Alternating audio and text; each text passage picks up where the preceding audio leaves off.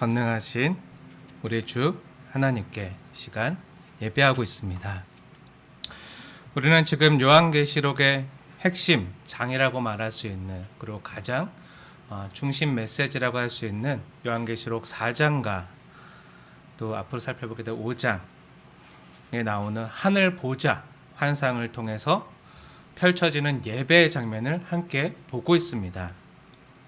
지난주에 우리는 이리로 올라오라, 그리고 다르게 보라는 메시지를 가지고 하늘의 전망으로 보라, 하늘의 관점으로 보라, 성경적인 하늘의 가치관으로 이 세상을 보라는 그런 메시지를 함께 들었어요. 이 땅에서 보는 것이 전부가 아니고 보좌에 함께 앉은 성도들은요, 하늘의 전망으로 볼 수 있고, 또 하늘의 전망으로 보는 것이 우리의 삶의 여러 가지 힘겨운 문제들을 이길 수 있는 그 힘과 원동력이 된다는 것을 우리가 또한 함께 나누었습니다. 세상의 눈으로 볼 때는 세상 보좌에 앉아있는 돈과 권력을 가진 이 땅의 악의 세력들이 득세하고 그들의 세상을 좌지우지하고 다스리는 것 같지만, 뭐죠? 하늘 보좌 전망에서 보니까 결국 어떻게 되죠? 하나님이 온 세상을, 온 우주를 통치하시고 다스리신다는 거예요. 그리고 앞으로 이제 펼쳐지게 될 6장부터 있어지게 될 일곱인, 일곱 나팔, 일곱 대접 심판을 통해서 앞으로 하늘에서 이루어지는 하나님의 뜻을 이 땅에 펼쳐 가시겠다는 거예요. 오늘은 요한이 보고 또 우리에게 들려준 그 천상의 예배, 하늘 보좌 앞에서 펼쳐진 하늘 보좌 환상을요, 함께 이 시간에 스케치하면서, 그래서 오늘 말씀 제목이 하늘 보좌 앞에서, 내 부제는 하늘 보좌 환상 스케치라고 한번 제가 잡아봤어요. 그 하늘 보좌 환상의 모습을 함께 스케치해 가면서 주님께서 저와 여러분 각자 된 교회, 우리 공동체에게 어떤 예배와 어떤 삶의 모습을 원하시는지, 이 시간 성령님께서 교회된 우리에게 주시는 말씀을 함께 듣기를 원합니다. 우선 하늘 보좌에서 펼쳐지는 예배의 장면을 한번 다시 그려볼게요. 한번 눈을 감고, 이미 감고 계신 분도 계신데 네, 계속 감고 계세요. 네, 잠깐 감고 그려볼게요. 눈을 감고 머릿속으로 상상해 보세요. 이 계시록 4장과 5장의 그 천상의 예배 장면을 한번 머릿속으로 그려보세요. 하늘 보좌에 그 온 우주의 중심에요, 보좌가 놓여 있고요, 그 보좌에 성부 하나님과 성자 예수님이 앉아 계세요. 그 보좌 주변으로 둘러서 네 생물이 예배하고 있고요, 그리고 그 보좌 주변에 흰 옷을 입고 금 면류관을 쓰고 있는 24 장로들이 성부 하나님과 성자 예수님께 예배를 드리고, 모든 천군 천사들과 모든 피조물들이 그 보좌를 쭉 둘러서 주께 경배하고 찬양하고 예배하고 있는 그 온 우주가 함께 주님을 예배하는 웅장한 그 장면을 한번 상상해 보세요. 그 예배가 지금 이 시간 이곳에서, 또 성도님들의 가정에서 이 시간 다시 한번 구현되어지고 경험되어지길 원합니다. 우리가 지난주에 시간이 없어서 3절까지만 보았는데 4절을 보면 보좌에 앉으신 성부 하나님 보좌 주변에 누가 나오죠? 네, 24 장로들이 나와요. 근데 그 24 장로들이 어디에 앉아 있죠? 24 보좌에 앉아 있어요. 그 성부 하나님 보좌 주변에 24개의 보좌들이 둘러져 있는데, 그 보좌 위에 24 장로들이 함께 흰 옷을 입고 금 면류관을 쓰고 앉아 있어요. 정말 그런 거 함께 볼까요? 4절 말씀 함께 읽겠습니다. 시작.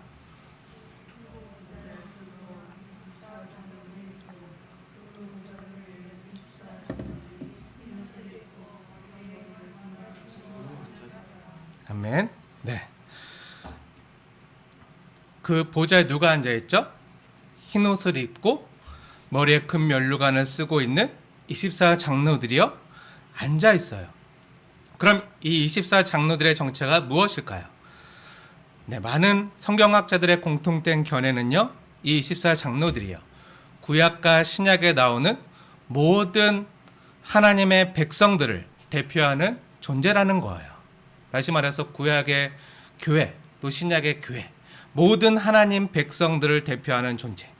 구약의 12지파가 있잖아요. 구약의 12지파와 또 신약의 12제자들이 있었잖아요. 12사도로 대변되는 그 하나님 나라의 백성들이 바로 이 24 장로라는 거죠. 구약과 신약에 있는 모든 주 예수님을 주로 고백하고 예배하는 교회들이라는 거예요. 그런데 이 24 장로들이 어떠한 자들인지 조금 더 구체적으로 알 수 있는 증거들이 있는데 그게 뭐죠? 어떤 모습으로 이 24 장로들이 나타나죠? 한번 이 장로들의 모습을 자세히 보세요. 어떤 옷을 입고 있죠? 흰 옷을 입고 있어요. 흰 옷. 그리고 머리에 무엇을 쓰고 있죠? 네, 금관, 금 면류관을 쓰고 있어요. 이것을 보면 무언가 떠오르지 않나요? 네, 떠오르시죠? 네, 떠올라야 돼요. 네, 우리가 2장과 3장에서 그렇게 많이 얘기했던 이기는 자들에게 주시는 약속. 그럼 누가 금면류관을 받았죠? 주님께 칭찬만 받았던 두 교회, 서머나 교회와 빌라델비아 교회, 이기는 자들에게 주님께서 금면류관을 주셨어요. 그들이 그 금관을 받았잖아요. 그리고 책망만 받았던 사대교회였지만 그 사대교회에서 그 옷을 더럽히지 않고 몇 명의 이기는 자들이 있었는데요. 그 이기는 자들에게 주님께서 주신 것이 흰 옷이었어요. 뭐죠?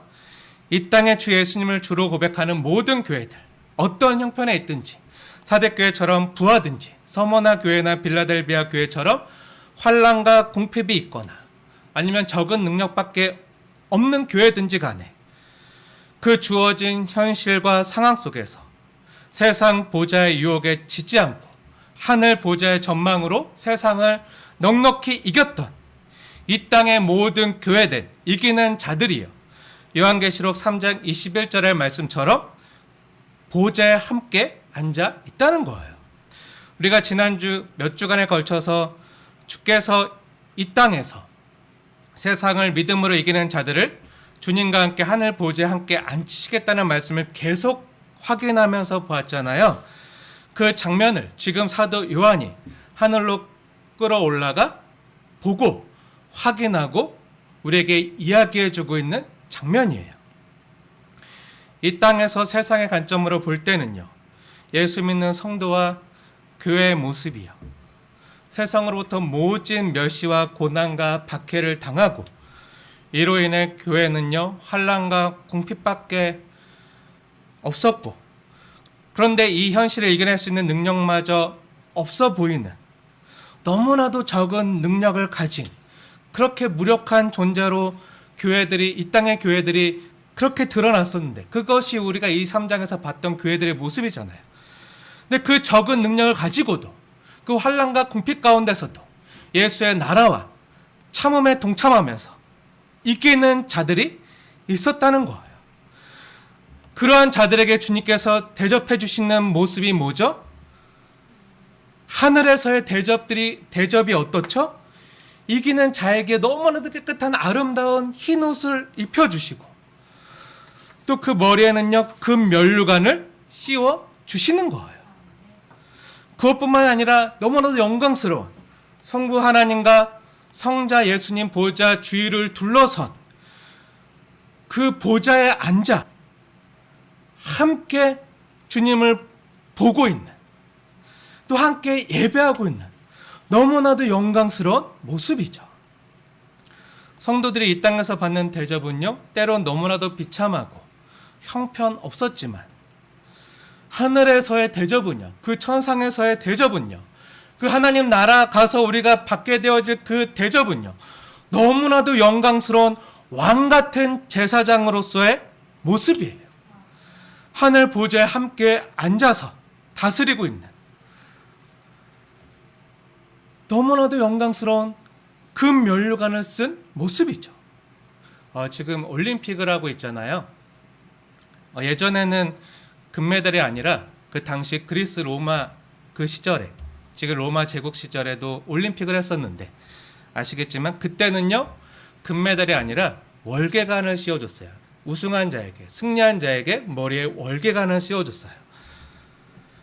그것도 너무나도 그 당시에 너무나 영광스러운 그런 그 주어지는 상징이었는데, 그리고 이 땅에서 올림픽에 나가서 국가대표로 금메달을 따도요 너무나도 영광스럽잖아요. 너무나도 영광스러운 대접을 받고 그런 존경을 받는데, 그러한 금메달과는 비교할 수도 없는 금 면류관을 받은 존재로 하늘 보좌에 함께 앉아있는 자들이 바로 성도들이라는 거예요. 이기는 자들. 그렇게 이 땅에서의 대접과는 완전 다른 역전된 너무나도 영광스럽고 찬란한 존재가 바로 성도들이라는 거예요. 다시 하나님이 자정하신 보좌 주변을 다시 살펴보면요, 그 보좌로부터 번개와 음성과 우레소리가 나고요, 보좌 앞에는 등불 7으로 나타나는 하나님의 7영이 있어요. 이 7영이 누구시죠? 네, 우리가 지난번 요한계시록 1장을 다룰 때 얘기했어요. 성령님이세요. 이 7영이신 성령님에 대해서는 우리가 지난번에 자세히 다루었기 때문에 궁금하신 분들은 그때 그 1장, 요한계시록 1장 말씀 영상을 참고해 주시길 권해드리고요. 지금 시간에는 못할 것 같아요. 그리고 또 보좌 주변을 보니까 어떠한 장면이 펼쳐지죠? 5절 말씀 함께 읽을게요. 5절 말씀 시작. 보좌로부터 번개와 음성과 우레소리가 나고 보좌 앞에 켠 등불 7이 있으니 이는 하나님의 7영이라. 6절 말씀도 함께 읽겠습니다. 시작. 보좌 앞에 수정과 같은 유리 바다가 있고 보좌 가운데와 보좌 주위에 네 생물이 있는데 앞뒤에 눈들이 가득하더라. 아멘. 여기 보좌 앞에 수정과 같은 유리 바다가 펼쳐지고요, 또 보좌 가운데와 보좌 주위에 네 생물이 나타나고 있어요. 근데 이 네 생물의 앞뒤에 눈들이 가득해요. 그럼 이 네 생물이 어떠한 존재인가에 대해서 우리가 살펴볼 필요가 있는데요, 우리가 7절과 8절 말씀 자세히 다시 한번 읽도록 하겠습니다. 시작. 그 첫째 생물은 사자 같고 그 둘째 생물은 송아지 같고 그 셋째 생물은 얼굴이 사람 같고 그 넷째 생물은 날아가는 독수리 같은데 네 생물은 각각 6 날개를 가졌고 그 안과 주위에는 눈들이 가득하더라. 아멘. 밤낮 여기까지만 볼게요. 우선 이 네 생물이 어떤 존재인지 그 정체를 알 필요가 있는데요, 그 천상의 세계, 날개를 가진 존재로 나타났으니까 우리가 뭐라고 추측할 수 있죠? 날개가 있으니까 천사일 것이다. 네, 이렇게 쉽게 유추해 볼 수 있겠죠. 네, 날개 달렸으니까 천사야, 천사. 네, 이렇게 단순하게 생각하는 것을 넘어서 조금 자세히 볼게요. 조금 더 자세히 보니까 그 네 생물의 모습이 어떤 모습을 가지고 있죠? 네, 첫째 생물은 그 얼굴이 사자 같고, 둘째 생물은 그 얼굴이 송아지 같고, 셋째 생물은 그 얼굴이 사람 같고, 넷째 생물은 그 얼굴이 날아가는 독수리 같이 생겼는데요, 그 의미에 대해서는 오늘 못하고 다음 주에 할 수 있을 것 같아요. 각기 다른 얼굴을 한 네 생물이 각각 날개를 며칠 가졌죠? 6 날개를 가졌고, 그 안과 주위에는 앞뒤로 눈들이 가득해요. 수많은 눈이 달려 있어요. 한번 그 모습을 상상해 보세요. 어쩌면 괴기스럽거나 천사의 모습이 아니라 괴물의 모습으로 그려질지도 몰라요. 옆에 있는 사랑하는 가족들이나 지체의 모습을 보세요. 어떻게 보이죠? 천사같이 보이죠. 날개만 빠졌죠. 네, 날개만 없지만 천사같이 보일 텐데, 이 모습을, 이 성경에 나오는 모습을 한번 상상해 보세요.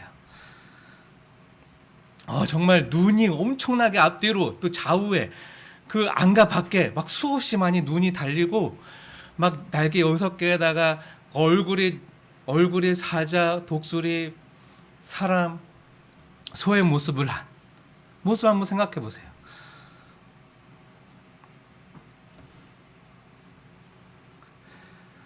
그럼 무섭다 하는 생각이 들 수도 있어요. 하지만 무섭게만 보지 마시고 우리는 지금 요한이요, 하늘의 환상을 보고 그 당시 1세기 초대교회 때 그 성도들만 알 수 있는 그 묵시 문학의 형태로 이 글을 썼다는 것을 기억해야 돼요. 그 반모섬에서 로마 병정들의 그 검열을 통해서 그 소아시아 7교회들에게 보낼 때 그들만 알 수 있는, 그래서 로마 병정들이 그 보내줄 수 있는 그 묵시 문학의 형태로 지금 기록하고 있는 거예요. 그것을 기억하시고요.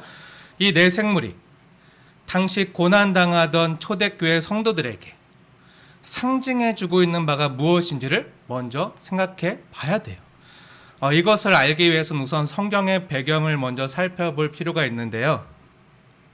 놀라운 것은 이 네 생물이요, 이 신약에만 나오는 것이 아니라 구약 성경에도 나온다는 거예요.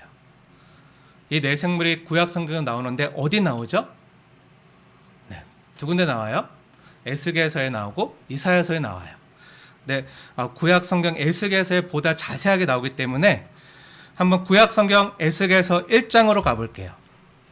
구약 성경 에스겔서 1장 갈 때 계시록 4장을 표시해 두고 그 성경책 이 줄이 있잖아요. 이 줄로 4장을 표시해 두고 또 에스겔서 구약 성경 에스겔서 1장으로 가서 계속 왔다 갔다 하면서 비교하면서 대조하면서 볼 거라 표시를 잘 해주셔야 돼요. 구약 성경 에스겔서 1장, 제가 가지고 있는 구약 성경 1151쪽에 있습니다. 에스겔서 1장을 보시면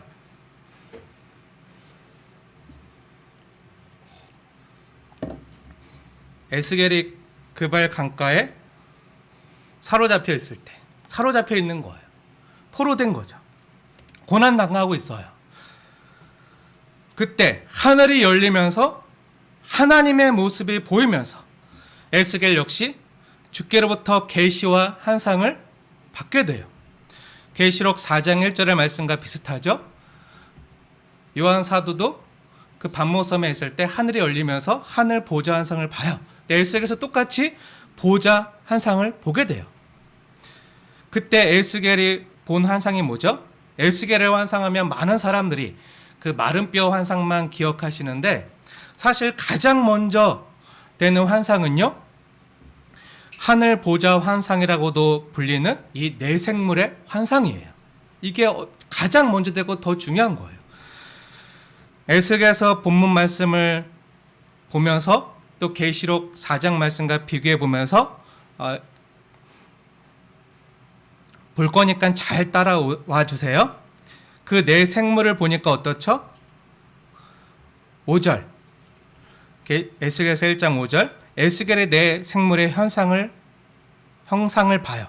그리고 6절, 그들에게 각각 네 얼굴과 네 개의 날개가 있어요. 7절, 다리는 곱고 발바닥은 소발바닥이고, 8절, 날개 밑에는 사람의 손이 있고, 네 생물의 얼굴을 보니 어떻죠? 10절 말씀 함께 읽을게요. 10절 말씀 함께 읽겠습니다. 시작. 그 얼굴들의 모양은 넷의 앞은 사람의 얼굴이요, 넷의 오른쪽은 사자의 얼굴이요, 넷의 왼쪽은 소의 얼굴이요, 넷의 뒤는 독수리의 얼굴이요. 아멘. 네. 에스겔서에도요, 그 에스겔서에 나오는 하늘문이 열리면서 보좌 환상을 보는 그 장면에서도 네 생물이 나와요. 거기서도 네 생물이요, 사람과 사자와 소와 독수리의 얼굴로 나타나요. 사실 요한계시록 4장의 보좌 환상은요, 이 에스겔서 1장의 환상을 배경으로 하고 있는데요, 요한만이 본 것이 아니라 구약시대 에스겔 선지자도 보았던 그 하나님의 계시고 환상이에요. 구약 성경을 잘 알고 있었던 그 초대교회 성도들은요,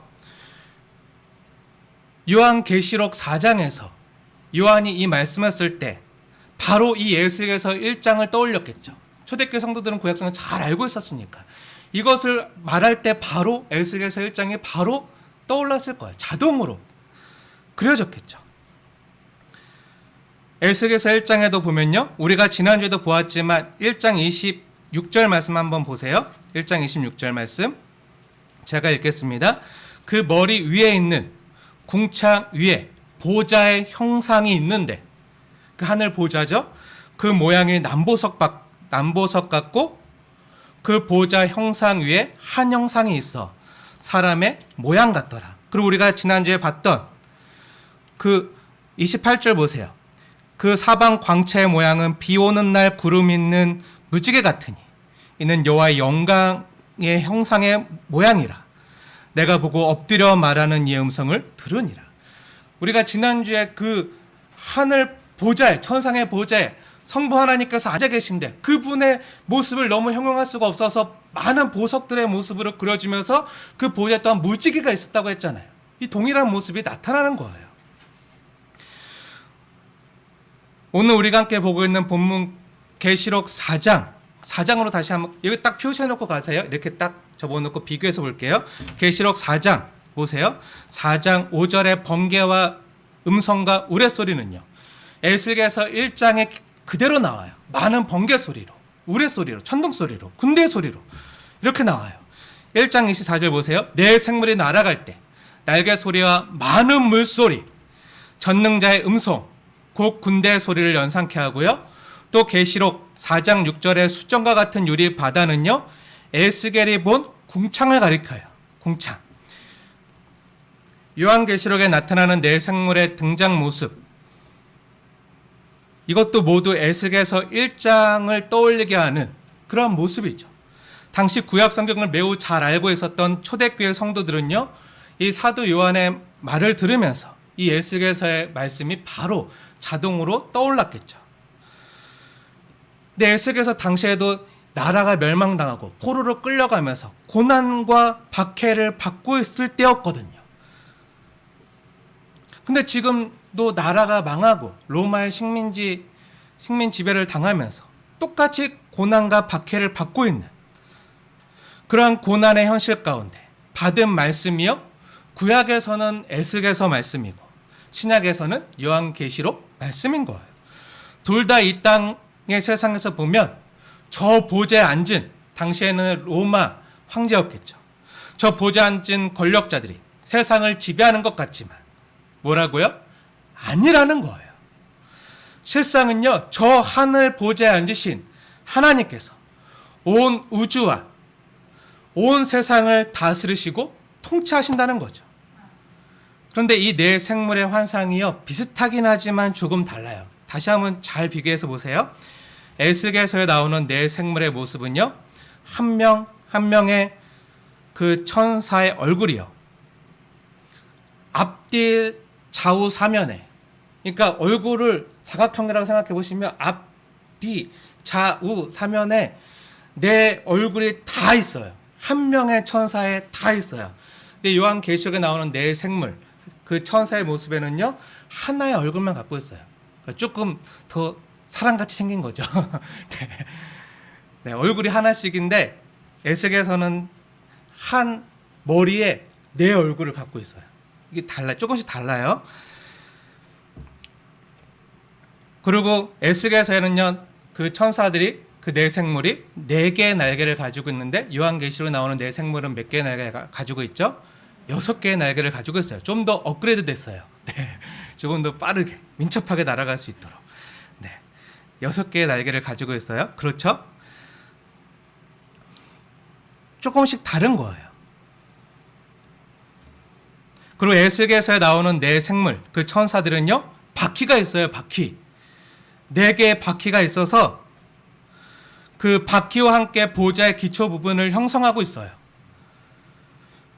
그리고 7명이신 그 성령님, 하나님의 음성대로 바퀴가 동일하게 한 방향으로 함께 움직여가요. 쉽게 생각해보면 자동차의 바퀴가 4개 있잖아요. 4개 있는데 각자 따로 움직이면 안 되잖아요.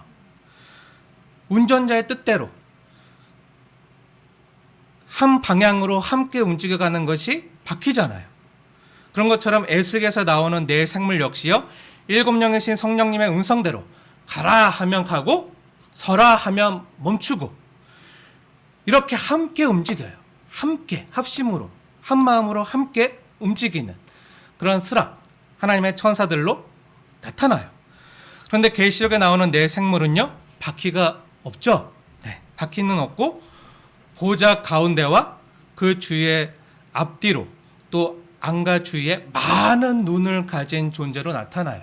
바퀴는 없지만 뭐가 더 많아졌죠? 뭐가 있죠? 눈이 엄청 많아요.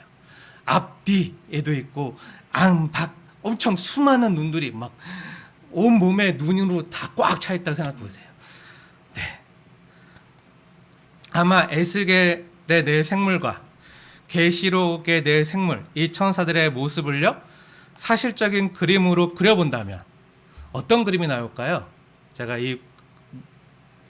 이 모습을 잘 묘사하면서 주영이에게 한번 그려봐 라고 한다면 어떤 모습으로 그릴까요? 네, 정말 괴기스러운 모습이 나올 거예요. 네, 눈이 엄청 많이 달려있고, 네, 막 에스겔에서는 바퀴가 달려있고, 막 날개도 달리고, 막 엄청 빠르고, 번개 같기도 하고, 엄청 괴기스러운 모습이 나올 텐데, 얼굴은 막 4개고, 머리는 하나인데 얼굴은 4개고, 여기 막 다 다른 거예요.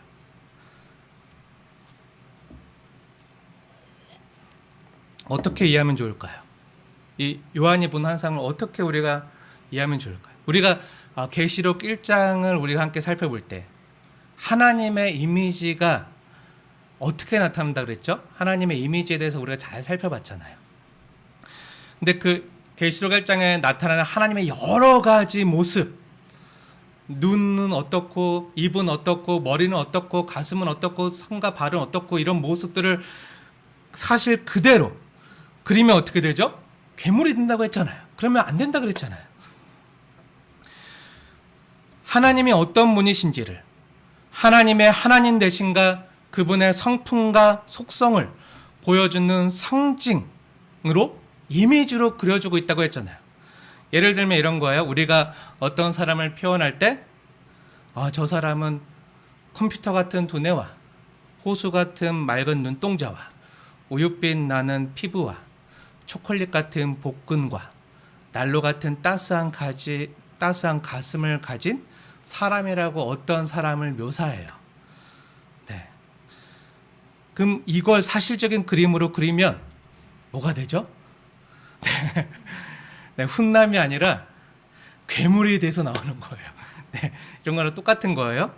우리가 계시록, 환상을 이해할 때 이것이 상징이고 이미지지 정확히 묘사하는 어떤 그림으로 이해하시면 큰일 납니다. 네, 이건 그 성품과 속성을 잘 나타내는 이미지예요. 이처럼 하나님의 뜻을 이행하고 수행하는, 하나님을 또한 대변하는 수족과 같은 존재로서의 천사들의 속성과 이미지를 상징적으로 기록한 것이 에스겔서와 계시록에 나오는 네 생물의 모습이에요. 근데 이 네 생물이 모습이 다르다, 같은 천사냐 다른 천사냐, 이런 거 가지고 싸우는 성경학자들 많은데 그럴 필요가 전혀 없는 거죠. 왜요? 그 하나님의 뜻을 대변하고 그 일을 수행하는 그런 천사들의 이미지를, 그 속성을 우리가 이해할 수 있는 언어로 표현해 준 거거든요. 둘 다 하나님을 수종드는 천사들로서, 때로는 하나님을 찬양하는 존재로, 스랍으로, 또 때로는 왕을 보좌하는, 왕의 보좌 주위에서 호위하고 수행하는 손발과 같은 그런 존재, 친위대로, 또 때론 바퀴와 날개가 달린 존재로, 에스겔서 1장 14절 보면요, 하나님의 뜻을 번개같이 수행하는 존재로 나타내고 있어요. 강조점이 다른 거죠. 때로는 하나님의 뜻을 적시적소에 번개같이 즉시 수행하고 나타나는 그런 번개로 나타나고요. 또 천사 혼자 멋대로 가지 않고 하나님이 가라시면 같은 방향으로 가고 또 서라 하면 멈추는, 하나님의 뜻을 그대로 수행하는 바퀴 달린 존재로 나타나는 거예요. 강조점이 다른 거죠. 어떤 의미를 강조하고 싶은가에 따라서 사용하는 이미지와 그림이 다르게 나타날 수 있는 거예요. 또 오늘 계시록의 말씀의 네 생물은요, 앞뒤로 또 안과 밖 주위에 수많은 눈들이 가득한 모습으로 나타나요. 왜 이렇게 나타나고 있죠? 무엇을 강조하는 거죠? 이것은요, 하나님께서 우리의 형편을 아시고 살피시고 하감하시는 분이심을 나타내고 있는 거예요. 내 생물은요, 곧 하나님의 영이신 성령님의 뜻을 실행하는 존재인 동시에 또한 대변하는 역할을 하는 존재이거든요. 하나님의 사자들이에요. 근데 구약에서 하나님의 사자들이 나타나서 뭐라고 얘기하면 그것이 곧 하나님의 뜻이잖아요. 하나님을 대변하고 대표하기 때문에 하나님이 우리를 위해서 행하시는 일, 그 사역, 그것을 그대로 보여주고 있는 거예요. 이것을 보면요, 이 천사들이, 내 생물들이 하는 일들을 보면요, 하나님께서 우리를 어떻게 여기시고 대하시는지, 하나님께서 지금 우리를 위해서 행하시는 일들이 무엇인지를 알 수가 있는 거죠. 하나님의 사역을 감당하는 존재들이 이 내 생물인데, 오늘 계시록에 나타나는 내 생물들의 모습이 어떻게 나타나죠? 눈들이 가득한 모습으로 나타나는 그 이유가 뭐죠? 하나님이요, 우리의 앞과 뒤, 우리의 안과 밖, 또 우리의 과거와 현재와 미래, 그리고 우리의 속사람과 겉사람, 또 우리를 둘러싼 모든 이 땅의 아픔과 고난의 현실들을요, 주님의 눈동자로 속속들이 살피시고 지키신다는 거예요. 하나님이 모르시는 가운데, 하나님이 손쓸 수 없는 가운데 일어나는 일들이 없다는 거예요. 과거의 아픔도요, 과거의 상처도요, 또 지금 당하고 있는 고난도요, 또 앞으로 겪게 될 그런 미래의 두려움도 주님이 모르는 가운데 우리에게 일어나지 않는다는 거예요. 우리 성도들이 이 땅에서 많은 아픔을 경험해요. 많은 아픔을 만나요. 때론 나를 좌지우지할 수 있을 것 같은 그 돈 몇 푼 때문에 나의 시간과 나의 에너지를 착취하는 세상 보좌에 앉은 사람들에 의해서 때론 위협을 당해요. 그들의 말대로 하지 않으면, 갑의 말대로 하지 않으면 을이 어려움을 당해요. 내 물질과 시간과 힘과 자유가 억압되거나 빼앗길 것 같은 그런 위협을 당하기도 해요. 그래서 을이 안 되려면 갑이 돼야겠다 하고 세상의 방법으로 갑의 이치에 올라가려고 수단 방법을 쓰지 않아요. 세상 보좌에 어떤 방석을 깔고 있죠? 그들이 돈방석을 깔고 그 돈을 가지고 권세와 권력을 휘두르면서 내 말을 안 들어? 하면서 막 내 말을 안 따르면 이 모든 것들로부터 죄되거나 도태되거나 내가 가지고 있는 것마저 빼앗길 수 있다는 그런 위협을 때로는 주기도 해요. 이것이 세상 권세 잡은 자들이, 악한 영들이요, 그 영들을 따르는 악한 세상 권력자를 통해서 우리에게 매일매일 행하는 위협이죠. 그리고 때로는 원치 않는 질병으로 인해서 아픔을 겪기도 해요. 갑작스레 사랑하는 가족이나 친구가 병으로 쓰러졌다는 소식을 들을 때가 있어요. 갑작스레 찾아오는 그 불행들이요, TV 속 드라마나 TV 인간극장이나 다큐멘터리에 나오는 그런 사람들의 가슴 아픈 이야기인 줄만 알았는데요, 때론 나의 이야기가 돼요. 아니면 나와 가까운 사람들의 이야기로 들려오는 너무나도 기막힌 상황을 만나는 거예요. 근데 세상을 보니까 저 세상 보좌에 앉아서 사리사욕을 챙기고 투기를 하고 사기를 치고 불법과 편법을 동원해서 약한 자들의 고열을 빨아먹는 나쁜 사람들은요, 떵떵거리고 잘 사는데, 그러한 사람들은 불행도 다 비켜가는데, 하나님을 잘 믿고 신실하게 살아가는 성도들에게요, 이런 아픔이 찾아올 때가 많다는 것을 보게 돼요. 이렇게 눈물 나는 현실에서 어찌할 방법도 알지 못하고 당황할 때, 주님의 뜻이 도대체 어디에 있는지 찾기가 힘들 때, 우리는 도대체 어떻게 해야 됩니까? 내가 사랑하는 사람이 병에 걸리거나 갑작스럽게 불의의 사고를 당하거나 사랑하는 사람이 떠나가거나 또 때론 내가 악한 자들에 의해서 아픔을 당할 때가 있어요. 그럼 이 모든 것이 하나님의 뜻입니까?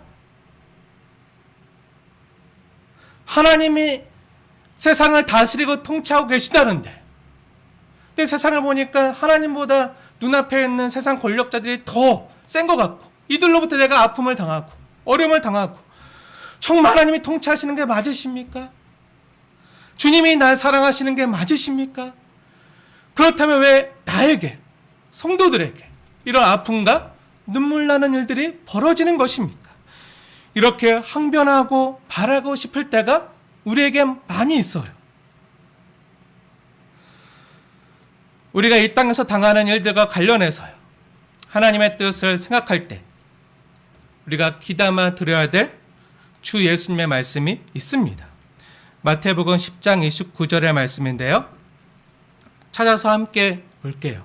마태복음 10장 29절 말씀.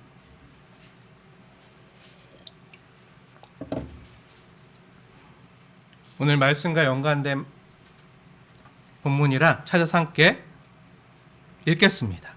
29절 말씀 함께 읽겠습니다. 시작. 참새 두 마리가 한 아사리온에 팔리지 않느냐. 그러나 너희 아버지께서 허락하지 아니하시면 그 하나도 땅에 떨어지지 아니하리라. 아멘. 우리 믿는 성도들이요, 마태복음 10장 29절의 말씀을 때로 잘못 오해해서 읽을 때가 많이 있어요. 하나님께서 과연 이 모든 것을 다스리시는가? 하나님이 통치하시는가? 내가 경험하는 이 모든 일들이 하나님의 뜻인가? 에 대한 질문에 대해서 이 말씀을 가지고 이렇게 생각할 때가 있어요. 참새 두 마리가 한 아사리온에 팔려요. 근데 그 참새마저 너희 아버지께서, 하늘에 계신 천부 아버지께서 우리에게 허락하지 아니하시면 그 참새 하나도 땅에 떨어지지 아니하리라. 그럼 허락하시면 떨어진다는 거죠. 그렇죠? 네, 그래서 많이 오해하세요. 만약 참새가 한 마리 땅에 떨어졌다면, 이미 그렇게 허락하셨다면, 하나님께서 그렇게 하시기로 의도하시고 작정하셨기 때문에 참새는 떨어진 것인가? 내가 사랑하는 사람이 갑자기 병에 걸렸다면 그것이 하나님이 그렇게 작정하셨기 때문에 병에 걸린 것인가? 그것이 하나님의 뜻이란 말인가? 내가 사랑하는 가족이나 친구가 몹쓸 질병에 걸리는 것도 그분이 그렇게 정하셨기 때문이고, 그분이 그렇게 의지하셨기 때문인가? 그분의 의도대로 되는 것인가? 이렇게 생각할 수가 있겠죠. 하지만 이것은요, 이 말씀을 잘못 읽어서 오해해서 생긴 그런 잘못된 해석입니다. 이 본문을요, 헬라어 원문으로 다시 바르게 읽으면 이렇게 읽을 수 있어요. 원문 그대로 직역해서 다시 읽어드리겠습니다. 마태복음 10장 29절 말씀 자세히 보십시오. 예수님께서 지금 하시려는 말씀은요, 주께서 우리에게 힘써 말씀하시려는 바는요, 만일 저 하늘에 창궁을 자유롭게 날아다니던 참새 한 마리가 땅에 떨어져 죽게 된다면 그 떨어짐은 하나님 없이, 다시 말해서 하나님의 눈 밖에서, 하나님의 아심 밖에서 일어나지 않는다는 거예요. 하나님께서 모르시는 상태에서 그 일이 발생하는 것이 아니라는 거죠. 하나님의 눈동자 밖에서, 하나님의 지식 밖에서 일어나는 것이 아니라는 거예요. 하나님의 함께 하신가, 구원하시는 능력의 영역 밖에서 일어나는 일이 아니라는 거예요. 떨어지는 참새에게도 이것이 사실이라면 아픔을 겪고 쓰러지는 사람들에게는 더욱이 사실이 분명하다는 거예요. 왜죠? 참새보다 사람이 더욱 귀중하기 때문이죠. 하나님은요, 우리에게 나쁜 상황이 오도록 의지하지 않는다는 거예요. 우리에게 나쁜 일이 닥친 거는요, 하나님이 이렇게 의도했거나 의지했거나 그렇게 작정해서가 아니라, 만약에 온다면 그것은 우리의 죄의 결과인 거죠.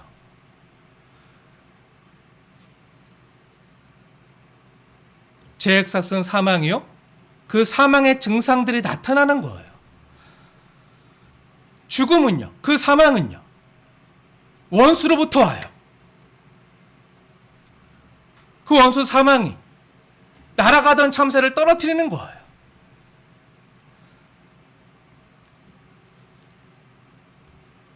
사랑하는 여러분, 도대체 이 땅에서 우리 인간이 겪는 모든 아픔과 질병과 슬픔이요, 왜 생겼습니까?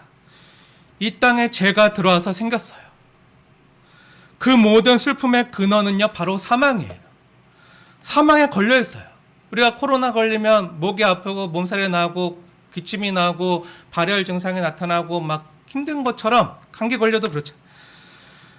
다 걸려 있어요. 다 죽음에 걸려 있고 사망에 걸려 있는 그 증상이요, 우리가 늙고 병들고 약해지고 이런 것, 사람과의 관계가 깨어지고 피조물과의 관계가 깨어지고, 그래서 그 하늘을 날던 그 참새들도, 들에 핀 꽃들도 시들고 늙고 막 그런 것이요, 사람의 죄의 영향 때문에 온 피조물에 그 사망의 영향이 미쳤기 때문에 겪는 안타까운 아픈 일들이죠.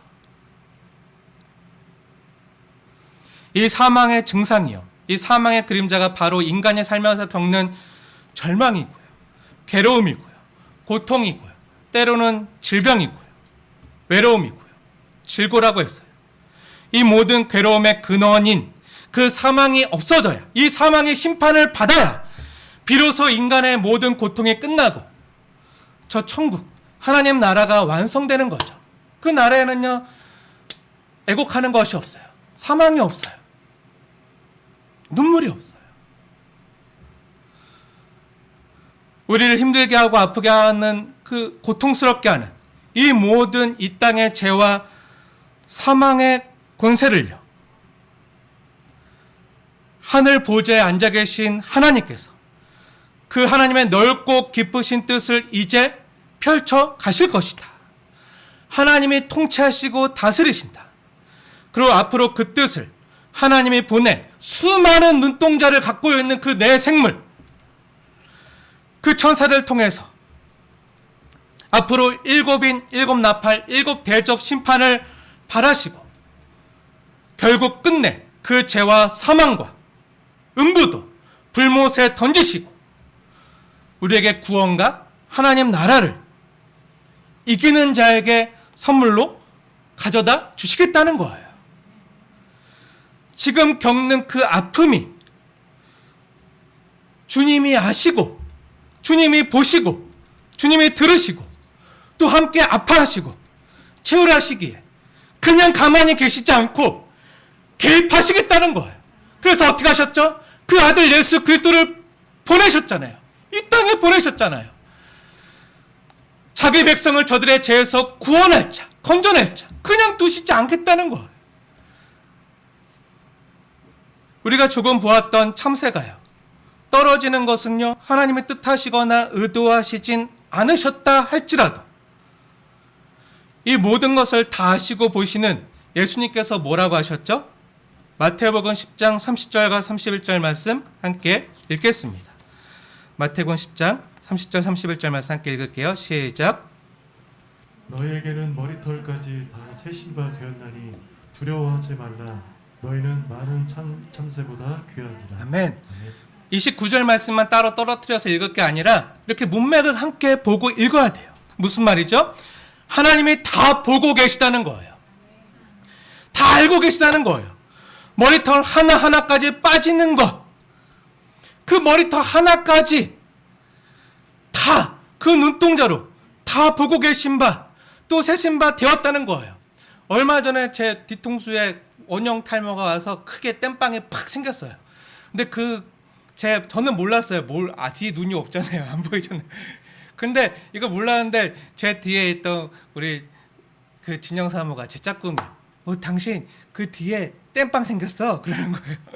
원형 탈모가 생겨서 뒤에 동전만한 크기, 500원만한 크기로 우리가 다 빠졌어요. 이걸 보고 아는 거예요. 내가 한 수만 개의 모가 빠졌을 거예요. 이 정도만 해도 10,000개가 넘는다고 하더라고요. 근데 하나님이요, 그 머리털 몇 개가 빠지는지, 우리가 아침마다 샴푸하고 머리 감을 때 몇 개 빠지는지, 또 몇 개가 나는지 다 세심받은, 다 보고 계신 하나님께서 너희들을 그렇게 귀하게 여기시거늘 두려워하지 말라. 너희는 많은 참새보다 귀하니라. 공중에 나는 참새보다 더 귀하다는 거예요. 들에 피인 백합화보다 우리를 더 귀하게 여기시는 주님께서요, 우리를 위해서 그 보좌에 앉으신 하나님이요, 그냥 가만히 계시지 않고 천사들을 보내서라도 주님의 뜻을 이루어 가시겠다는 거예요.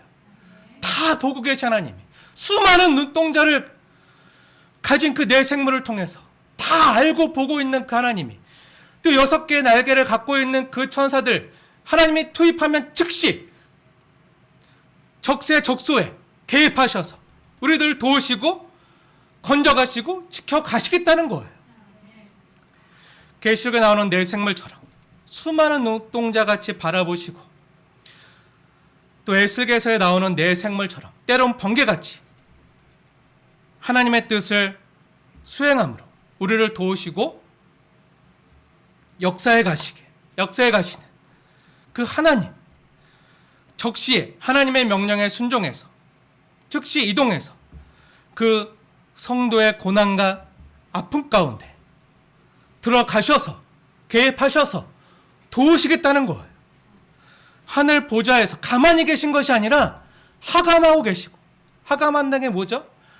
내려 굽어 살펴보신다는 거예요. 보고 계시고 하나님의 눈동자로 살피시고 우리의 아픔을 아시고 채울하시는 하나님께서 우리를 악에서 건지시기 위해서 우리를 고통과 고난과 어려움 가운데 그냥 두지 않으시고 건지시기 위해서 하나님의 친위대와 같은 그 수족 같은 내 생물들을 동원해서라도 하나님이 보내신 천사를 통해서 이 땅의 주님의 뜻을 앞으로 행하시며 성도들을 지키시고 도우시며 또 구원을 베푸실 것을 바라보라는 거예요.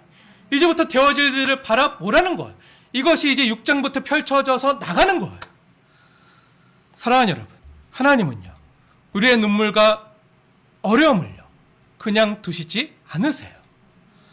세상에서 우리가 부당한 일을 당하고 억울한 일을 당하고 답답한 일을 당하고 거꾸러뜨림을 당하는 성도들을요 그냥 두지 않고요, 적시에 우리 삶의 역사 안으로 바퀴를 굴려 들어오듯이 간섭하시고 개입하셔서 우리가 쌓이지 않고 낙심하지 않고 버림받지 않고 망하지 않고 보좌에 앉으신 어린 양의 공로로 넉넉히 이기며 승리해 갈 수 있도록 지키시겠다는 거예요. 사랑하는 여러분, 오늘날 고난과 아픔 가운데 있는 성도들과 또 초대교회 당시 그 세상 보좌에 앉은 로마 황제에게 절하지 않는다고 모든 경제활동을 박탈당하고 핍박을 당하던 성도들에게요, 이런 하늘 보좌에서 드러난 환상은요, 당시 성도들을 엄습하던 그 앞날에 대한 어두움과 두려움을요, 하늘 보좌 앞에 켜진 그 7 등불처럼 앞에 어둠으로 캄캄했는데 하늘 보좌 앞에서 켜진 7 등불이 다 켜지자 그 모든 어두움이요 다 물러가는 거예요. 보좌 앞에 켜진 7 등불처럼 성령 하나님께서 통치하시고 내 삶을 다스려 가겠다, 내 삶의 어둠을 다 몰아내 주시겠다, 또 내 생물의 수많은 눈들을 통해서요 성도와 교회 형편을 잘 아시고 안과 밖의 마음까지 다 이해하시는 주님께서 겉모습만 피상적으로만 아는 것이 아니라 안에도 눈이 있으시 우리의 속마음까지 살피시고 다 이해하시는 그 주님께서요 적시에 6 날개 달린 천사들을 신속히 보내어 우리를 도울 준비를 하고 계시고, 하늘에서 뜻이 이루어진 것처럼 이 땅에서 하나님의 뜻이 이루어질 것임을 하늘 보좌 환상을 통해서 보게 되는 거예요. 그들이 그것을 볼 때 하나님에 대한 인식이 새롭게 열리면서, 그 하늘이 열리면서, 예배가 열리면서 우리 인생에 대한 인식도 새롭게 열리는 거예요. 사랑하는 여러분, 하늘이 열려야 예배가 열려요. 하늘이 열려야 보좌에 앉아서 통치하시고 다스리시는 하나님 앞에, 그 존전 앞에 내가 서 있다. 그것이 가정이든 일터든 예배당이든 그 어느 곳이든 상관없이 그 하나님 보좌 앞에 내가 서 있다. 그 하나님의 일곱 등불 앞에 내 어둠이 모두 물러갈 것이다. 하나님의 그 개입하심이 나타날 것이다. 하나님 보좌 앞에. 우리가 이 예배당에 나와 있다고 해서 다 보좌 앞에서 예배드리는 것이 아니에요. 하늘문이 열려야 돼요. 성령의 감동함을 받아서, 4장 2절 나온 것처럼 내가 그 성령의 감동함을 받아서 그 하늘 보좌 앞으로 이끌려가서 그 보좌의 영광스러운 그 하나님 앞에서 그 영과 진리로 예배드릴 때 이 모든 것이 드러나면서 진정한 예배를 드릴 수 있는 거죠. 초대교회 성도들과 오늘날 고달픈 현실을 살아가는 성도들이요, 이 수많은 눈과 6날개를 가진 이 네 생물 천사들과 우리를 주목하시는 하나님을 바라보게 될 때요, 위로가 되었겠죠. 하나님이 우리의 형편을 알고 계신다. 우리의 아픔을 알고 계신다. 우리의 눈물 방울 개수까지 세고 계신다. 모르고 계시지 않는다. 이 모든 아픔과 고통이 하나님이 나에게 의도한 것이 아니고 이것이 비록 세상 권세 잡은 죄와 사탄의 영향 때문이라고 할지라도 하나님은 나를 그냥 내버려 두시지 않는다. 죄에서 그냥 내버려 두시지 않는다. 어려움과 고난 가운데 그냥 내버려 두시지 않고 개입하신다. 하나님은 나를 사랑하신다. 나를 사랑하셔서 그 죄와 고통에서 건지시기 위해서 그 아들을 이 땅에 보내셨다. 그분의 이름이 나를 죄에서 건져낼 자, 그 이름을 예수라 하라. 그 예수님이 죄와 사망을 십자가에서 끝장내셨다. 그리고 그 증거로 죽음에서 다시 살아나셨다. 살아계신 하나님께서, 세세토록 살아계신 하나님께서 나와 영원토록 함께 하신다. 임마누엘 하신다. 그분은 살아계신 하나님이시다. 하늘 보좌에서 눈동자같이 지금도 나를 지켜보신다. 이런 악한 환경 가운데서도, 이런 아픈 눈물 나는 상황 가운데서도 하나님은 나와 함께 하신다. 모든 질병들과 사고들 안에서, 모든 눈물과 상처들 가운데서 주님은 그 아픔을 모두 아시며, 그래서 그분도 눈물을 흘리셨고 그 아픈 마음의 깊이까지 속속들이 아시는 그 주님께서 나와 함께 임마누엘 하신다. 나와 함께 하시기에 어떡하죠? 그냥 두지 않으신다. 나의 모든 상황을 능히 역전시킬 수 있는 그 능력의 하나님, 살아계신 하나님, 그 전능하신 하나님이 나를 도우실 것이다. 이것을요, 지금 고백하고 있는 거예요. 지금 오늘 본문에서 함께 내 생물들과 함께 고백하고 있는 거예요. 사랑하는 여러분, 때로 우리 현실에 왜 이런 아픔이 일어나는지, 우리가 왜 이런 고통 가운데 살아야 되는지, 언제까지 그래야 되는지, 언제까지 견디고 참아야 되는지, 우리는 종종 그 의미를 알지 못할 때가 있어요. 솔직히 많아요. 그럼에도 불구하고요, 그 모든 고난은요, 그 모든 아픔은요, 하나님 눈길 밖에서, 하나님이 모르는 가운데, 하나님이 역사하시고 통제할 수 없는 가운데 일어나는 일은 아니라는 거예요. 하나님이 사랑의 눈길로 바라보시고 지키십니다. 우리와 함께 계십니다. 임마누엘 하고 계세요. 한 가지 확실한 하나님의 뜻은요, 이것입니다. 하나님이 알고 계시고 이 모든 상황을 다스리시고 통치하실 수 있는 그분이요, 전능하신 하나님이시라는 거예요. 우리는 공중에 나는 새보다, 저 드레핀 백합화보다 더 귀한 하나님의 자녀들이라는 거예요. 얼마만큼요? 바로 옆에 앉혀두고 보고 싶을 만큼 그 하늘 보좌로 이끌어서 바로 옆에 앉혀두고 함께 옆에 두고 보고 사귀고 싶을 만큼 그렇게 사랑하는 주의 자녀들을 그냥 내버려 두시지 않는다는 거예요.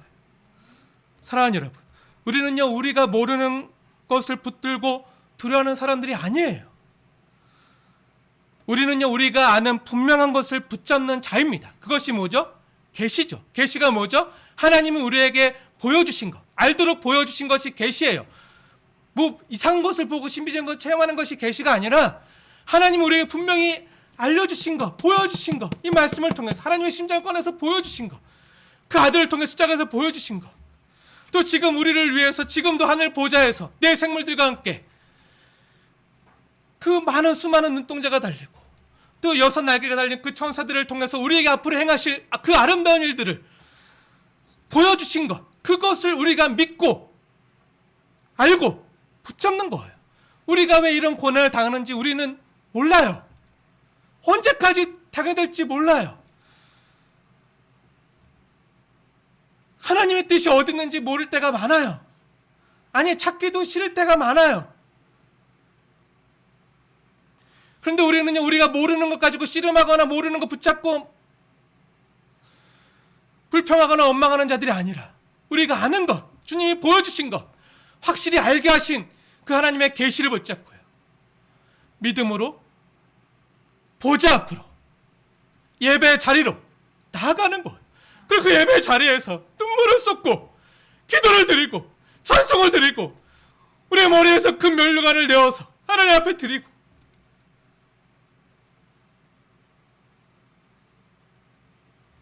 하나님이 우리와 함께 계세요. 하나님이 그 하나님의 친위대인 보좌에, 또 보좌 주위에 있는 그 친위대인 내 생물을 우리에게 보내서라도 우리를 도우시고 우리의 삶을 역전시켜 주실 전능자가요, 살아계신 하나님이세요. 그 살아계신 하나님이 우리 예배를 받으세요. 지금 우리 앞에 계세요. 우리가 어디 있든지 간에 우리는 하늘 보좌 앞에 서 있는 자들인 거예요. 우리 힘으로 나갈 수 없지만 어린 양의 보혈을 힘입어서 나가는 거예요. 그리고 그 어린 양의 그 십자가는요, 우리를 그 하나님 보좌 앞으로 이끌 뿐만 아니라 그 보좌 함께 앉혀주세요. 그 우리를 하나님 보좌에 앉히신 그 하나님은요, 죄의 권세까지, 사망의 권세까지 이기시는 능력의 하나님이시고요, 장차 부활의 영광으로 우리와 함께 그 하나님 나라의 영광을 함께 맛볼, 또 우리를 그 보좌에서 하나님 나라의 후사가 되게 하셔서 그 통치와 다스림에 우리를 동참시킬 그 하나님이세요. 우리는 이것을 신뢰하는 거예요. 하나님께서 우리를 이끌어 보좌에 함께 앉게 하실 것이다. 힘들지만 현실을 이기며 예배하는 자로 하나님이 우리를 보좌에 앉힐 그날까지 하나님을 신뢰하며 예배하는 거죠. 그때 우리는요, 이 천상의 보좌에서 펼쳐지는 그 예배에 함께 참석하는 자로 이 내 생물이 찬양하면서 고백하는 말이 있잖아요. 그 8절의 고백을요, 우리가 몸소 경험하고 체험하고 맛보고 아는 가운데 함께 그 예배에 동참하면서 그 예배자가 되는 영광을 누리는 거예요.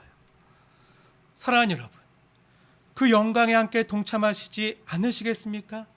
우리가 어디에 있든지 그 천상의 예배에 동참하는 자로, 하나님 보좌 앞에 서 있는 자로, 그 보좌 함께 안침받은 자들로 이 내 생물이 하나님 앞에 찬양하고 경배하는 그 고백으로 우리 함께 주님을 찬양하지 않으시겠습니까?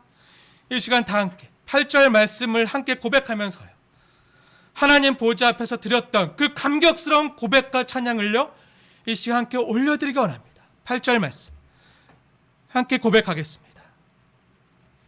내 생물은 각각 6 날개를 가졌고 그 안과 주에는 눈들이 가득하더라. 그들이 밤낮 쉬지 않고 이르기를 거룩하다 거룩하다 거룩하다. 주 하나님 곧 전능하신 이여, 전에도 계셨고 이제도 계시고 장차 오실 이시라. 아멘.